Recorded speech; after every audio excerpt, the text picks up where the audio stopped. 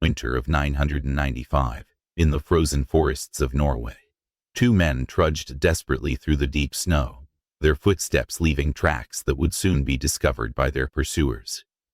One was tall and imposing, maintaining his aristocratic bearing even in flight.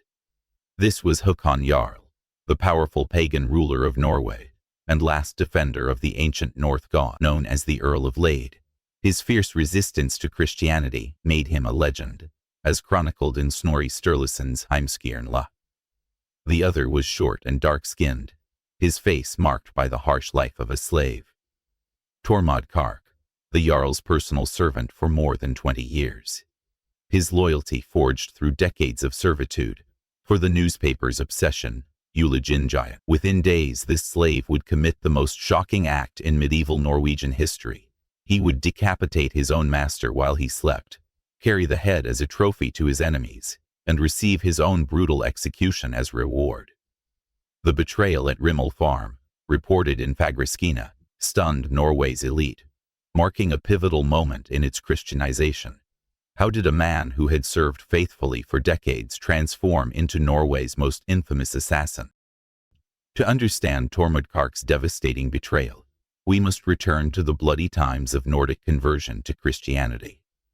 Tormod was born around 970, the son of Celtic slaves captured during Viking raids in Ireland. The Annals of Ulster note such raids in 821, highlighting the widespread enslavement of Celts. He grew up on the lands of the Tryggvason family, first serving Olaf's father and later the future king himself, when he was still just a young warrior. The relationship between Tormod and Haakon was complex and contradictory. On one hand, Tormod was human property, a slave without rights who could be sold, punished, or killed at his master's whim. Norwegian gulating laws of 1160 classified thralls as chattel, akin to cattle. On the other, he had served the family for so long that he had almost become a member of it, knowing all their secrets, participating in all military campaigns, and enjoying a trust that few free men possessed. As a British slave, he held a rare status, managing Haakon's affairs, per Trimheim. Haakon was a legendary figure of old pagan Norway, powerful, cunning, and deeply religious in the ancient Nordic customs. His defiance of Danish King Harald Bluet's Christian push around 977 solidified his pagan rule, executed today to keep him alive as viceroy under Denmark for decades, keeping alive the cults of Odin, Thor, and Freyr. He was the last great defender of Nordic paganism against the rising Christian wave sweeping across Catholic European. Haakon's great enemy was Olaf Tryggvason, the Christian king who had returned from exile, determined to convert all of Norway to the new faith. Olaf's zeal, backed by Kiev Rus training, made him a formidable foe, per the Postgrad Chronicles. For years, Haakon resisted the Christian advances, keeping pagan temples functioning and protecting the priests of the old gods. But in 995, Olaf finally managed to defeat Haakon in battle, forcing the pagan Jarl to flee in a height. The battle's aftermath saw Trondelag fall to Olaf, per Fagerskina. Tormod accompanied his master in all these campaigns against the Christians, witnessing the gradual destruction of the pagan world that Haakon defended.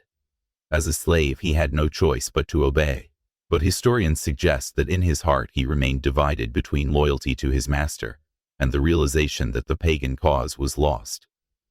The National Geographic notes that slaves like Tormod often faced such internal conflicts in Viking society. Tormod's privileged position as the Jarl's personal servant gave him access to information that few possessed. He knew Haakon's military plans, understood his secret fears, his physical and psychological weaknesses. His role as a trusted confidant, per Wikiwan, made him uniquely dangerous. More importantly, he knew that his master was being hunted by Olaf Tryggvason and his Christian warriors, who offered enormous rewards for his capture. In 995, Haakon's situation became desperate. Olaf had consolidated his control over Norway, and the pagan Jarl was reduced to hiding in caves and forests like a common fugitive. His flight to Rimmel Farm in Melhus was a last stand, per Trondheim Hutten. His former allies had either converted to Christianity or been killed.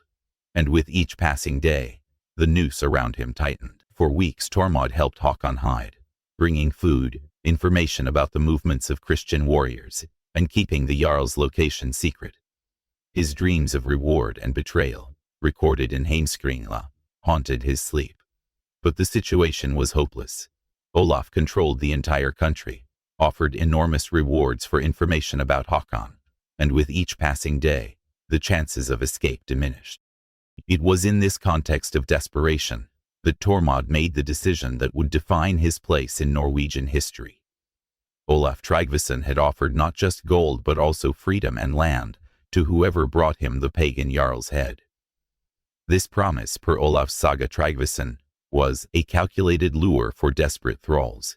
For a slave who had spent 40 years serving without hope of liberation, it was an irresistible offer. But something deeper motivated Tormod, a rage accumulated over decades of humiliation and submission. The Smithsonian notes that thralls, despite occasional privileges, bore lifelong resentment. Although he was treated better than most slaves, he remained human property, an object that could be discarded at any moment. The forced conversion to Christianity, which he had been obliged to embrace publicly, while secretly maintaining his faith in the old gods, was just another humiliation in a life full of them. His dual faith, per History.com, reflected the era's religious turmoil. One December night in 995, while Haakon slept exhausted in the cave that had been his refuge for weeks, Tormod made a decision that would change everything. Haakon's warning that their deaths were linked, per Snorri Sturluson, echoed in his mind. Silently he withdrew his master's sword and positioned himself over the man he had served for more than 20 years. What passed through Tormod's mind in those final moments, we will never know. Perhaps he thought of all the humiliations suffered, of the lost pagan cause he had witnessed crumble, of the freedom he could finally achieve. Or perhaps he simply calculated coldly that Haakon was doomed anyway, and that his death could at least guarantee his servant's survival and freedom. His dreams of Olaf's reward, per Fagerskina, clouded his judgment. With a single precise blow, Tormod decapitated Haakon Jarl while he slept. The last great defender of Nordic paganism, the man who had ruled Norway for decades, died without even waking, betrayed by the man he trusted most. Tormod wrapped the Jarl's head in cloth, hid the body in the cave, and set off toward Olaf's warriors.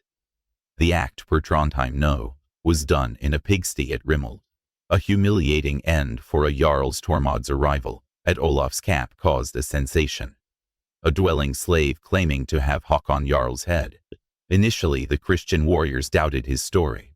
But when Tormod unwrapped his macabre trophy, revealing the unmistakable head of the pagan Jarl, the camp exploded in celebration. The saga reports the head was displayed on Munkholmen, a stark symbol of victory. Olaf Tryggvason was ecstatic. Finally, he had definitive proof of his greatest enemy's death, the man who had resisted Norway's Christianization for decades. Haakon's head would be displayed publicly, to prove to everyone that the last defender of Nordic paganism was dead, and that Christian conversion was complete.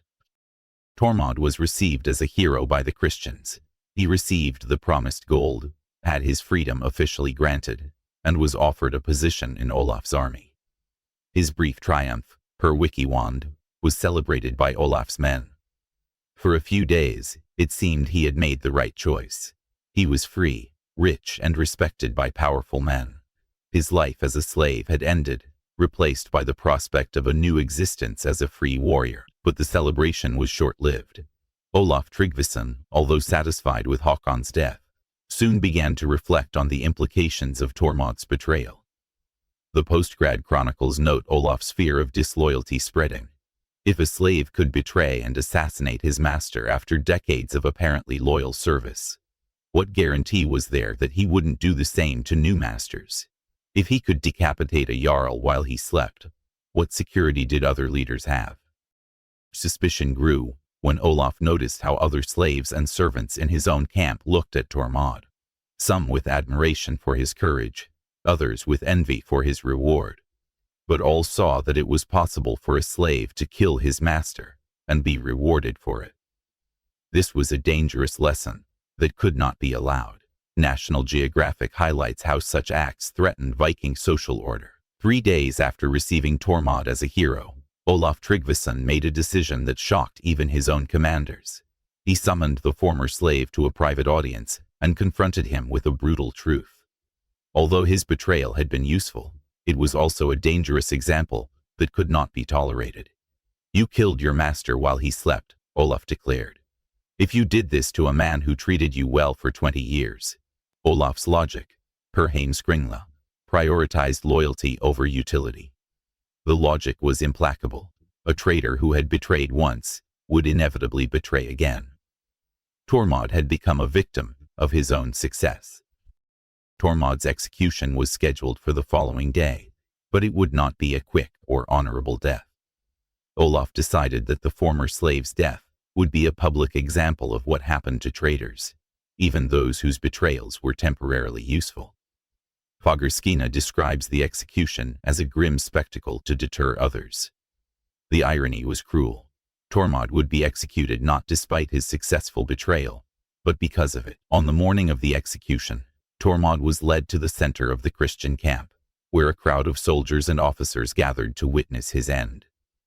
The man who 3 days earlier had been celebrated as a hero now walked toward the execution block as a condemned traitor.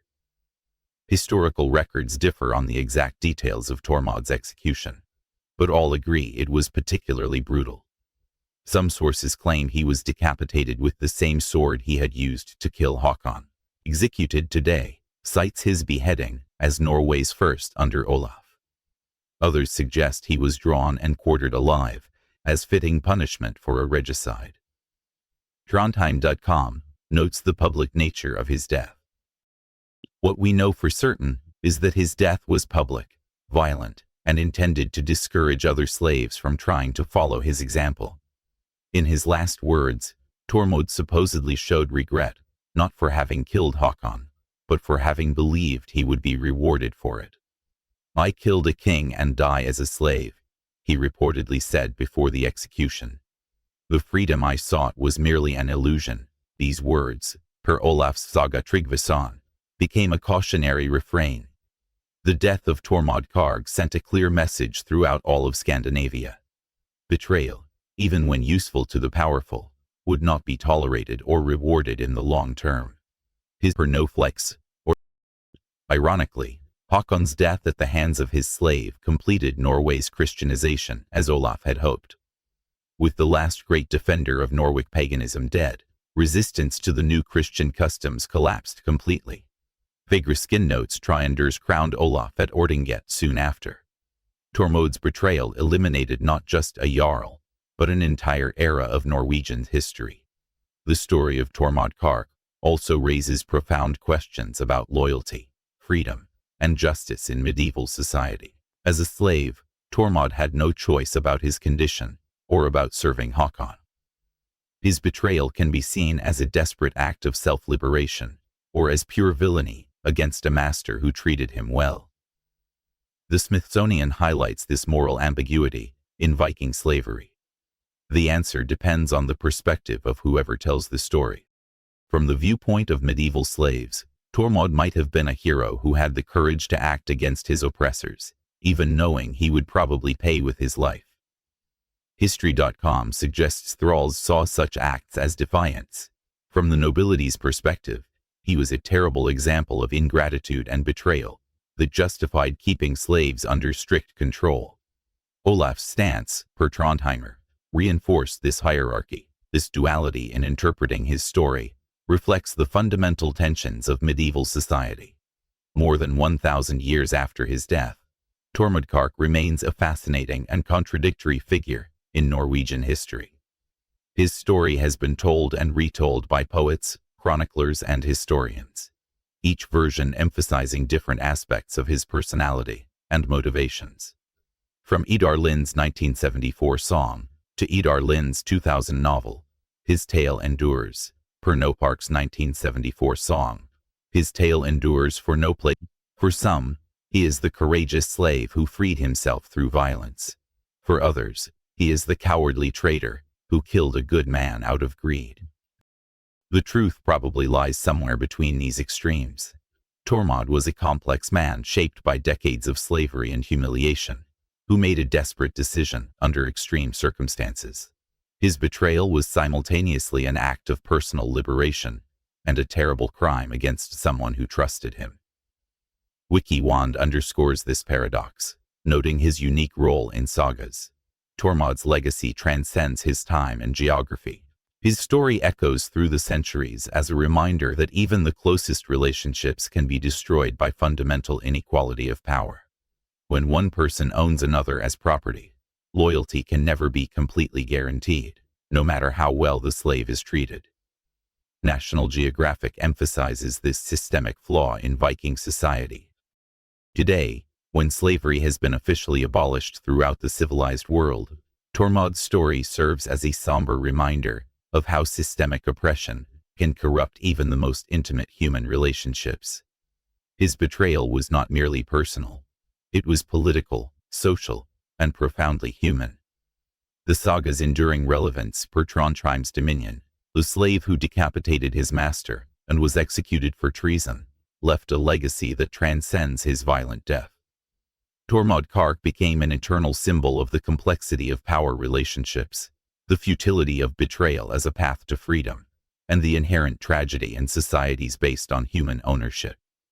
His execution, per executed.com, sealed his place as a cautionary figure. His story remains relevant as long as power inequalities exist and people are willing to do anything to escape oppression.